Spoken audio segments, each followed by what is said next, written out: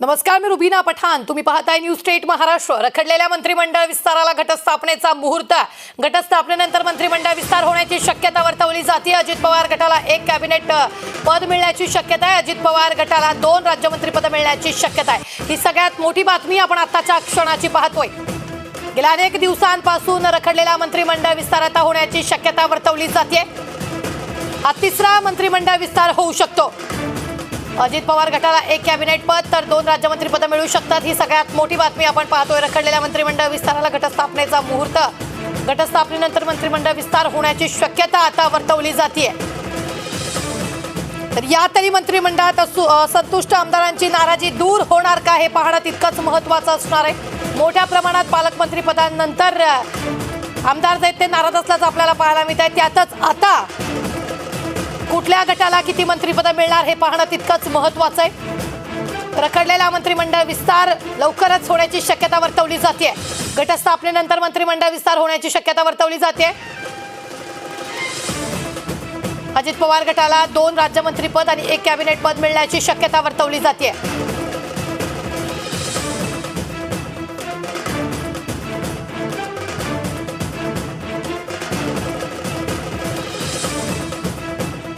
या सगळ्यांवर चर्चा करण्यासाठी आपल्या सोबत जोडले गेलेले आहेत डॉक्टर राजू वाघमारे, काँग्रेसचे प्रवक्ते, अरुण सावंत शिंदे गटाचे प्रवक्ते आहेत आणि गणेश हाके भाजपाचे प्रवक्ते देखील काही वेळातच जोडले जातील. मात्र डॉक्टर राजू वाघमारे आपल्या सोबत आहेत.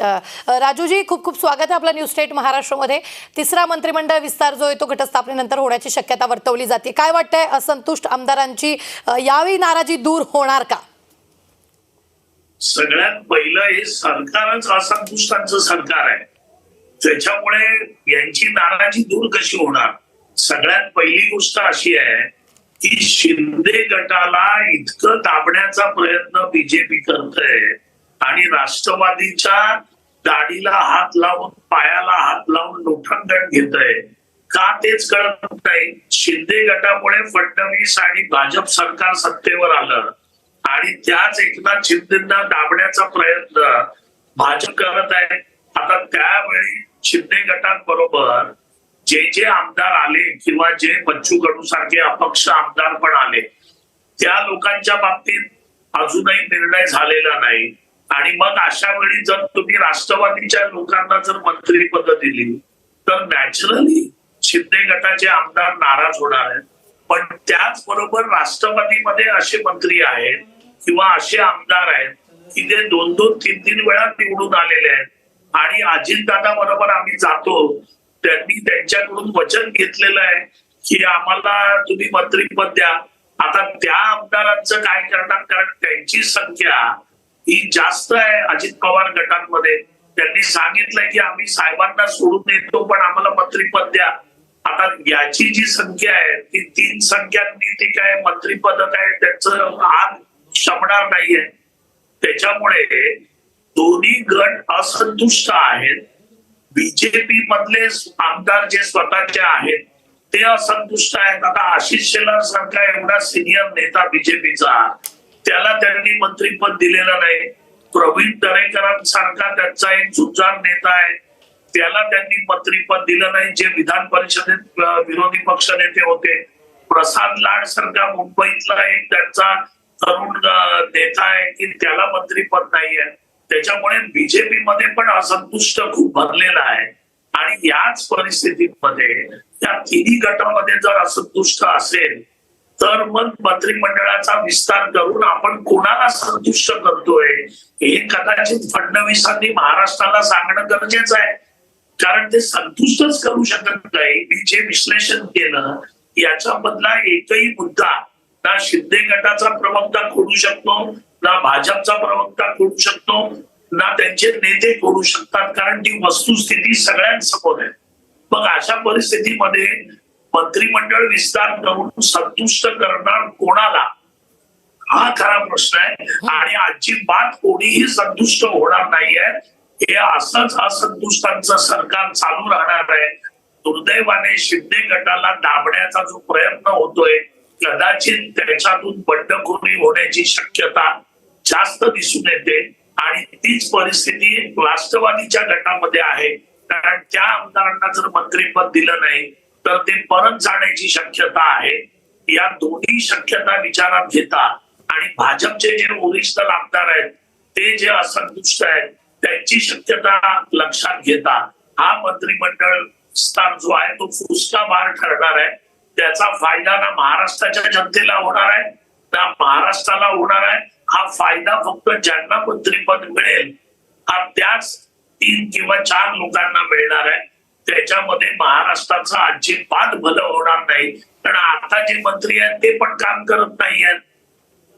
मंत्रालयामध्ये पूर्णपणे दुष्काळ आहे. मंत्री काय करतात काय नाही करत याचा लेखाजोखा काही नाही. आता आरोग्य मंत्र्याचं तुम्ही बघितलं, दोन्ही आरोग्य मंत्री हसन मुश्रीफची आणि तानाजी सावंत अजून राजीनामा दिला नाही. एवढे 50-100 खून झाले त्यांच्याकडून.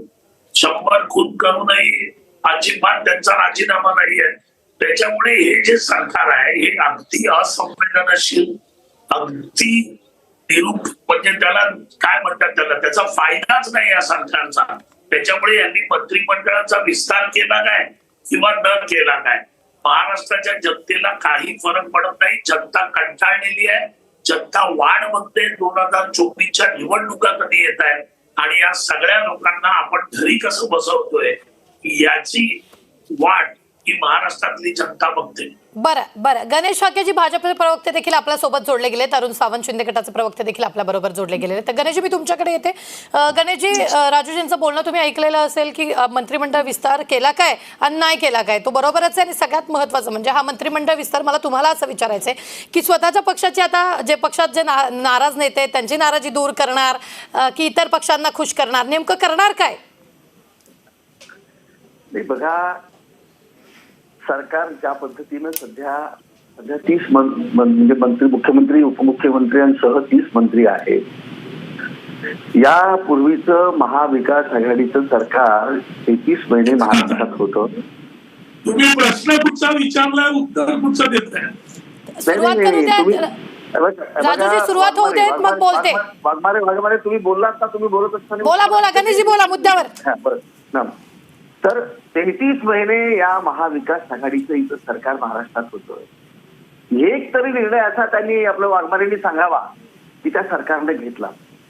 मला सांगतो, हे सरकार एक मुख्यमंत्री, एक उपमुख्यमंत्री असताना सुद्धा, एक मुख्यमंत्री, 2 उपमुख्यमंत्री असताना सुद्धा आणि 10 मंत्री असताना सुद्धा या सरकारनं महाराष्ट्रामध्ये जे अत्यंत महत्वाचे लोकांच्या जनतेच्या म्हणजे फायद्याचे, उपयुक्ततेचे असे निर्णय घेतले.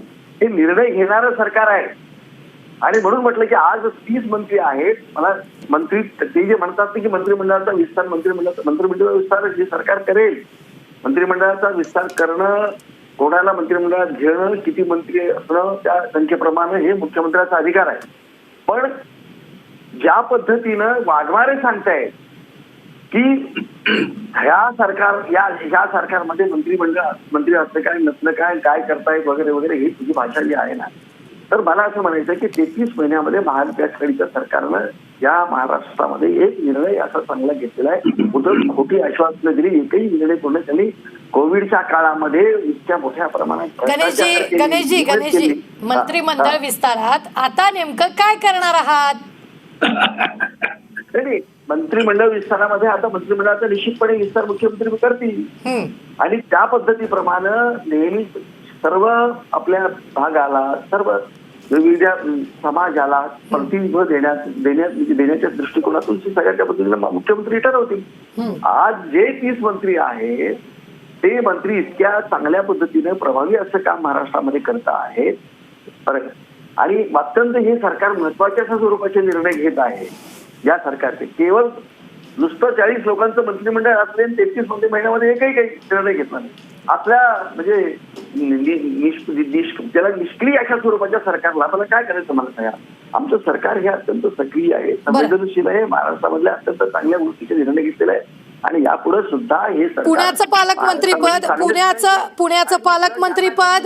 बरं गणेशजी, पुण्याचं पालकमंत्रीपद अजित पवारांना दिल्यामुळे चंद्रकांत पाटलांनी लगेचच त्या दिवशी संध्याकाळी मुख्यमंत्र्यांची भेट घेतलेली, तुम्हाला माहिती असेल. असे अनेक नेते नाराज असतील सध्या.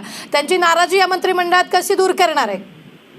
नाही बघा, हे चंद्रकांत दादा भेटले हे काही मी नाराज आहे म्हणून ते मुख्यमंत्र्यांना भेटलेले नाहीत आणि बरं. काही विषयावर ते मुख्यमंत्र्यांशी चर्चा करायची म्हणून ते भेटलेले आहेत. तेव्हा आपण आपल्या पद्धतीचा असा तर्क काढून ते नाराज वगैरे अजिबात नाही. या सरकारमध्ये माननीय मुख्यमंत्री जे निर्णय घेतील ते सर्व मंत्री अत्यंत म्हणजे प्रामाणिकपणे आणि आनंदानं स्वीकारतायत आणि आनंदाने ते सांगेल त्या पद्धतीने काम करतायत. त्यांनी दिलेल्या सगळ्या जबाबदाऱ्या पार पाडण्याचं काम हे काम या मंत्रिमंडळाचे सगळे मंत्री करतायत. त्यामुळे कुणीही नाराज नाही.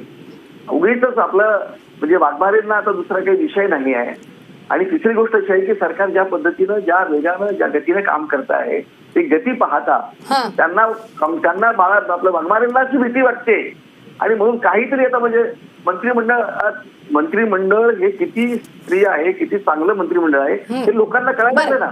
आल्या ज्या पद्धतीचे निर्णय घेण्यात आलेले आहेत जे पेंडिंग यांनी काही करू शकले नव्हते हे असे सर्व निर्णय चांगले निर्णय पीक विम्यासारखा निर्णय असेल. शेतकऱ्यांना फक्त आश्वासन दिलं होतं की त्या शेतकऱ्यांच्या कर्जमाफीचं यांच्यात राहील कर्जमाफी हे करू शकले नाही.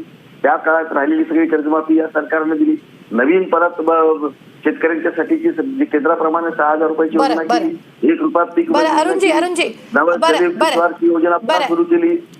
हे अशा अनेक निर्णय की जे हे 33 महिन्यात अगदी मुद्दा बरं विषय आपल्या चर्चेचा आजचा आहे मंत्रिमंडळाचा विस्तार जो 1 वर्षासाठी का होईना होतोय. आता अरुणजींकडे जाते. अरुणजी, राजूजी काय म्हणाले तुम्ही ऐकलंच असेल. सगळ्यात महत्वाचं म्हणजे शिंदे गटात जास्त नाराजी दिसते. तर काय वाटतंय यावेळी मंत्रिमंडळ विस्तारामध्ये शिंदे गट खुश होईल का? पहा, यांच्या म्हणण्यानुसार शिवसेना पक्षाची नाराजी सद्यस्थितीला तरी दिसून येत नाही. ही पहिली गोष्ट. दुसरी गोष्ट, राजू वाघमारे हे काँग्रेसचे प्रवक्ते आहेत. त्यांना सांगून पाठवलेले आहे की जेवढा होईल तेवढा चॅनेलवरती विरोधात बोला. त्यामुळे असं म्हणत आहेत की विस्तार हो किंवा न हो जनतेला काही फरक पडत नाही.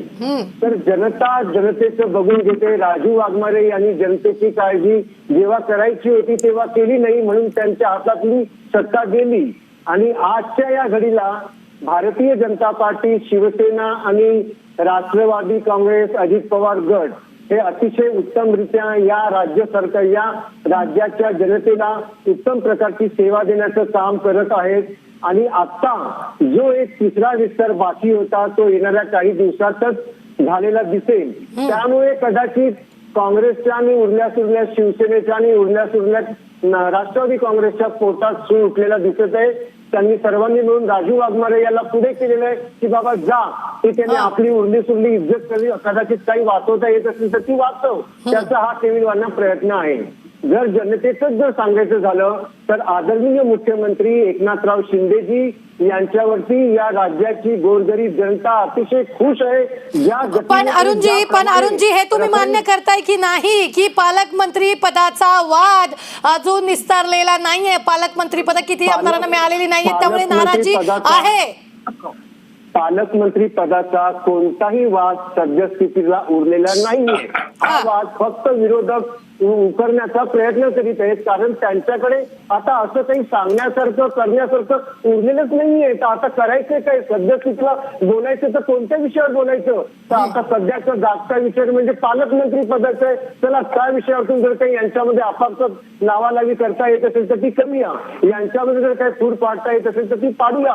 परंतु तसं काही घडलेलं नाही आणि घडण्याची शक्यता नाहीये. म्हणून आता त्यांनी नवीन मंत्रिमंडळाचा जो विस्तार होऊ पाहत आहे त्याला पकडून काहीतरी परत एखादं काहीतरी स्किल्लू सोडता येतं का यांच्यामध्ये जेणेकरून भांडण निर्माण होईल. आताच अगोदरच हा प्रयत्न ते करू पाहत आहेत. परंतु मंत्रिमंडळ विस्तार तुम्ही करताय की मंत्रिमंडळ विस्तार तुम्ही करतायत मग त्यांना चर्चेसाठी बोलवलंय ते त्यांच्या पक्षाची बाजू मांडणार तुम्ही. आता तुमचं सरकार कसं तुमच्या सरकारमध्ये सारं आलबेलंय हे दाखवा. सगळ्यात महत्वाचं म्हणजे नाराजी कोणीही कुठलेही नेते तोंडावर दाखवत नाहीत नाराजी, मात्र भेटीगाठी सुरू झालेल्या आहेत. पहा, ज्या काही भेटीगाठी चालू आहेत त्या त्यांनी त्यांच्या कामाकरता ते नेहमीच करत असतात. आजच करत आहेत या क्षणी असं मुळीच नाही. आम्ही दररोज पाहतो नाही ते. आम्ही ते बसलो सरकारमध्ये, आम्हाला माहिती काय चाललं ते. राजू वाघमारे घरी बसून काय सांगणार आमच्या सरकारमधल्या गोष्टी? बरं बोला राजूजी, बोला आता बोला. बघा, आता आपण मुद्द्यावर बोलू. कारण हे सगळे बाकीचे दोन्ही प्रवक्ते गोल गोल फिरतायत. आता साधा प्रश्न घ्या. पहिला मुद्दा आहे की शिंदे गट. शिंदे गटाचे गोगावले साहेब, शिरसाट साहेब, बांगर आणि अजून इतर आमदार अगदी मीडिया समोर तुमच्या चॅनल समोर 10 वेळा बोललेले आहेत की आम्ही मंत्रिपदाची शपथ घ्यायला तयार आहोत, आम्ही मंत्री होणार, आम्हाला पालकमंत्री पद मिळणार, याच्यासाठी ते तयार होते. त्यांना मिळालं का? अजून मिळालेलं नाही. ते नाराज आहेत का? त्यांच्या वक्तव्यावरून स्पष्ट दिसतं की ज्या वक्तव्याने शिरसाट साहेबांनी देवेंद्र फडणवीसांना दिल्लीत जाण्याचा सल्ला दिला, याच्यावरून दिसतं की एकनाथ शिंदेच्या गटामध्ये आमदारांमध्ये मंत्री पदावरून ऑलबेल काहीच नाही. बरोबर आहे. हा मुद्दा जनतेला पण माहिती आहे. मुद्दा नंबर 2, राष्ट्रवादी काँग्रेस घ्या. अजित पवारजी त्यांनी स्वतःची नाराजी दाखवली. अमित शहाजी मुंबईत आले होते, ते त्यांना भेटायला गेले नाही, त्याच्यानंतरच्या दौऱ्यात सामील झाले नाही. आता अजित पवार गटामध्ये जे आले मुळात राजूजी हे तिघे नेते कधी अजून गेलेलेच नाही एकत्र दिल्लीला. सगळ्यात महत्वाचा अरुणजींना एक मुद्दा मांडायचा. गणेशजी अगदी 2 मिनिटं देते. अरुणजी येते. बोला राजूजी बोला. हा बोला. काय आहे की अजित पवार तिकडे गेले नाहीत. अजित पवारांमुळे पालकमंत्री पद त्यांना नेमणुका कराव्या लागल्या. चंद्रकांत दादा पाटलांनी मीडिया समोर सांगितलेलं की पुण्याचं पालकमंत्री पद माझ्याकडेच राहणार. आज ते गेलेलं आहे. पण ते गेल्यावर ते नाराज होऊन आलिंगन द्यायला गेले की नाराज झाल्यावर कोण जाऊन भेटत नाही. त्याच्यामुळे अजित पवार गटामध्ये पण अस्वस्थता आहे. त्याच्यामध्ये पण पुष्कळ आमदार आहेत की त्यांना आजपर्यंत मंत्रीपदाची लालूच दाखवण्यात आली, ती मिळालेली नाही. त्या बाजूला अपक्ष बच्चू कडू सारखे लोक ते नाराज आहेत कारण ते शिंदेबरोबर गेले होते. बच्चू कडू तर स्पष्ट बोलतायत. बच्चू कडू तर स्पष्ट माध्यमांना त्या संदर्भातला बाईट देत आहेत. आता मला सांगा की भाजप मधली मी जी 3 नावं घेतली, या 3 नावांच्या नेत्यांना मंत्रीपद होतं. अजित शेलारांकडे होतं मंत्रीपद कॅबिनेट, प्रवीण दरेकरांकडे होतं, प्रसाद लाड रांगेमध्ये होते. आज त्यांच्या जवळच्या नेत्यांना जर ते मंत्रीपद देऊ शकत नाही आणि जी मंत्रीपद राष्ट्रवादी आणि शिंदे गटात देणार. आता हाके जे बोलत होते की मुख्यमंत्र्यांच्या हातात आहे, हा नरेटिव्ह ते सेट करतायत. मुख्यमंत्र्यांच्या खांद्यावर बंदूक ठेवतायत कारण सगळे निर्णय भाजप घेते. मुख्यमंत्र्यांना बळीचा बकरा बनवायचा की हा निर्णय मुख्यमंत्र्यांनी घेतला म्हणजे जनतेमध्ये मुख्यमंत्र्यांबद्दल नाराजीच आहे. असा प्रयत्न भाजपचा सुरू आहे. गणेशजी याचं उत्तर मी तुमच्याकडून घेणार आहे. अरुणजींना मगाशी काहीतरी बोलायचं होतं. अरुणजी बोला. राजूजी मी येते तुमच्याकडे. बोला अरुणजी बोला. मला एवढंच सांगायचंय की राजू वाघमारे यांचं जे स्वप्नरंजन चालू आहे महाराष्ट्राच्या जनतेसमोर आपल्या चॅनेलद्वारे, ते अतिशय केविल. राजू वाघमारे फार जुने प्रवक्ते आहेत. त्यांना कळलं पाहिजे की प्रत्येक आमदाराचा हा हक्क असतो की मी कधीतरी मंत्री बनावं आणि त्याच्याकरिता जर त्यांनी आपल्या नेत्यांकडे प्रयत्न केले टीव्ही चॅनेलवर द्वारे माध्यमांद्वारे आपण मत प्रगट केलं तर त्याच्यात गैर असं काही नाहीये. त्यात तुम्ही त्याचे वेगवेगळे अर्थ लावून हा दाखवण्याचा प्रयत्न करत आहात की या पक्षांमध्ये एकनाथ शिंदेजी यांच्या शिवसेनेमध्ये फार मोठं गडबड चालू आहे. परंतु तसं काही नाही कारण आम्ही इथे बसून प्रत्येक क्षणाची बातमी जाणत असतो. तुम्ही टिळक भवन मध्ये बसून शिवसेनेमध्ये काय चाललंय हे कसं काय जाणता? अहो मीडिया दाखवताय. सगळे मीडिया दाखवतायत की तुमच्यामध्ये नाराजी आहे. काम आहे. मीडिया पण खोटं बोलतोय का? मीडिया खोटं बोलतोय का?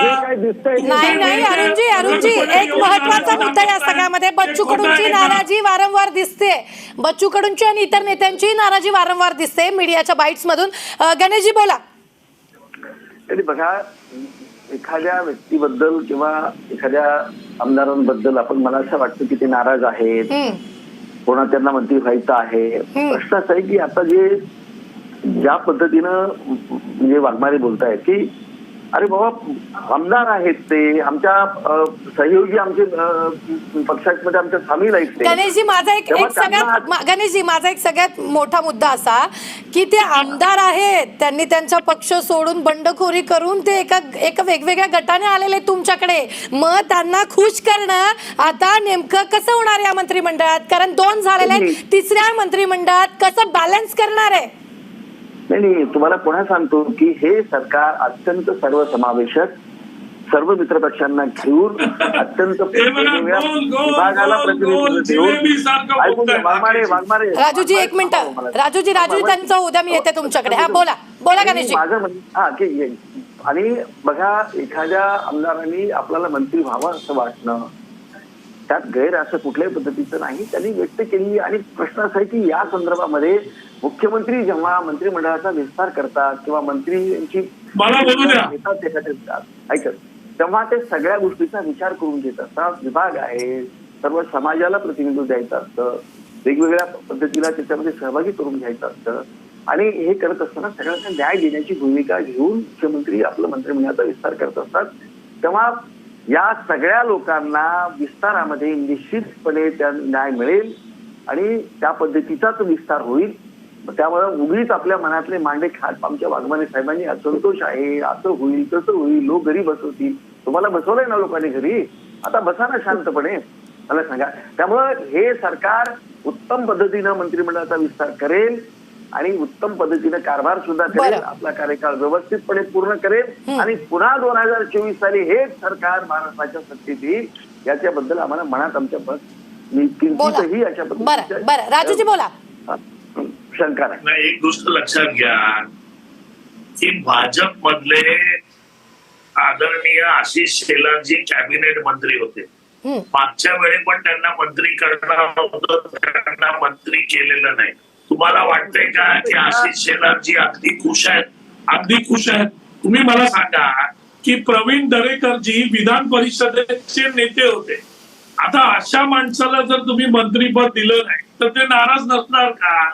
आता राष्ट्रवादीमध्ये आता नवाब मलिक साहेब परत अजित पवार गटात आलेले आहेत, ते कॅबिनेट मंत्री होते. मग ज्या नवाब मलिकांवर तुम्ही आरोप केले त्यांना तुम्ही आता मंत्रीपद देणार का? आणि जे एकनाथ शिंदे गटामध्ये आमचे मित्र शिरसाट साहेब आहेत, गोगावले साहेब आहेत, आता ते बिचारे आणि बच्चू कडू ते तर गुडघ्याला बाशिंग बांधून तयार आहेत सगळेजण. मग यांची नाराजी मीडियानी पण दाखवली ना, यांची नाराजी वर्तमानपत्रात पण आली. म्हणजे हे सगळं खोटं आहे. आणि हे लोक जे बोलतायत ते खरं. अहो, लोक हसत असतील यांच्याकडे बघून. गणेशजी मुद्दा पुन्हा तोच येतोय. या सगळ्यांमध्ये आता बॅलन्स कसं करणार? कारण अजित पवार गटाच्या वतीनं सगळ्यात महत्वाच्या मुद्द्यावर मी बोलतेय. पालकमंत्री पदासाठी अजित पवार गटात प्रचंड नाराजी दिसते.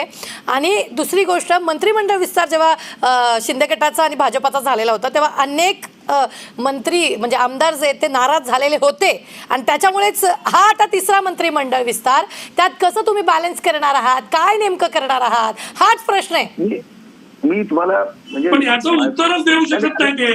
वाघमारे ऐकाय, सगळं बॅलन्स कसं करणार असं तुम्हाला मी सांगितलं ना की सर्व समाजाला, सर्व विभागाला आणि सर्व आमच्या सहयोगी पक्षांना त्यात व्यवस्थितपणे सामावून घेऊन असलेली मंत्रिपदाची जी संख्या आहे त्या संख्येच्या मर्यादित राहून सर्वांना न्याय देण्याचं काम हे निश्चितपणे मुख्यमंत्री. सगळ्यांना न्याय देता येत नाही ना गणेशजी, सगळ्यांना न्याय कसा देता येणार आहे? नाही हॅलो, आता सांगितलं अगदी हॅलो 200. मला सांगा, आमच्याकडे ज्या पद्धतीची संख्या आहे समजा, आता सगळ्या लोकांना मंत्रिपद तर करणं शक्य नसत नाही.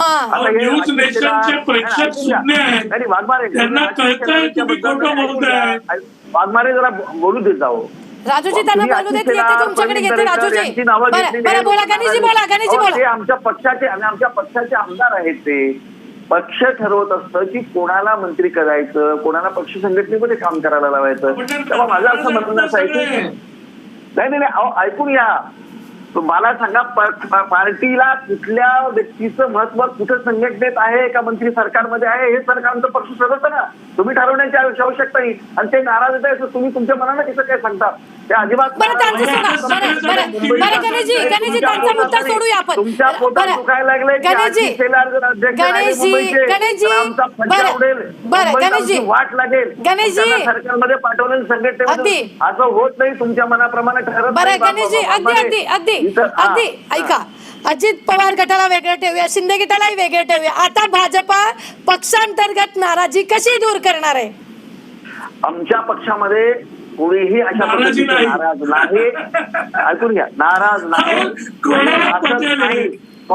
काँग्रेस सारखा राजूजी त्यांचा मुद्दा होते ते तुमच्याकडे सत्ता लोलुपता आमच्या पक्षामध्ये नाही.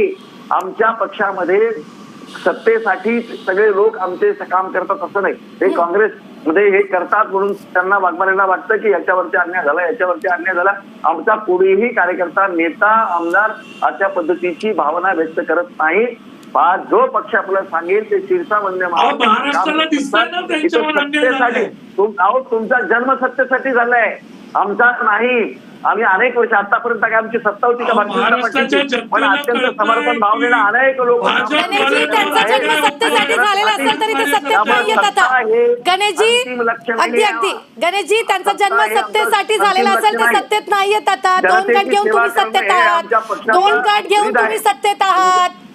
अगदी अरुणजी बोला. पहा, मगासपासून राजू वाघमारेजी यांचं बोलणं या महाराष्ट्राची जनता ऐकते, मी सुद्धा ऐकते.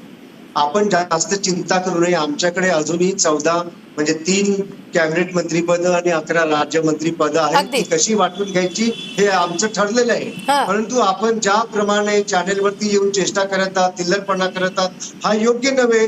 आमची काळजी आम्ही घेऊ. तुम्ही कशाला तिथे उगीच मनामध्ये मांडे पडत आहात? राजूजी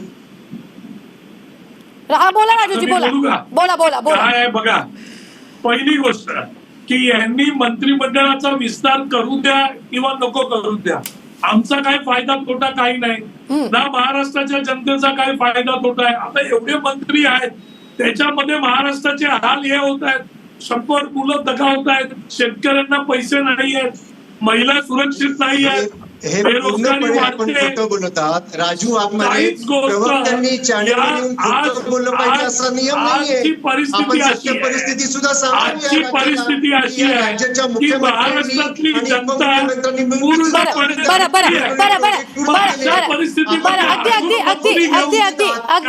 अगदी घटस्थापनेनंतर अगदी राजूजी वेळ संपलेली आहे. राजूजी आपली वेळ संपलेली आहे. चर्चेची वेळ जी आहे ती संपलेली. मात्र या अगदी राजूजी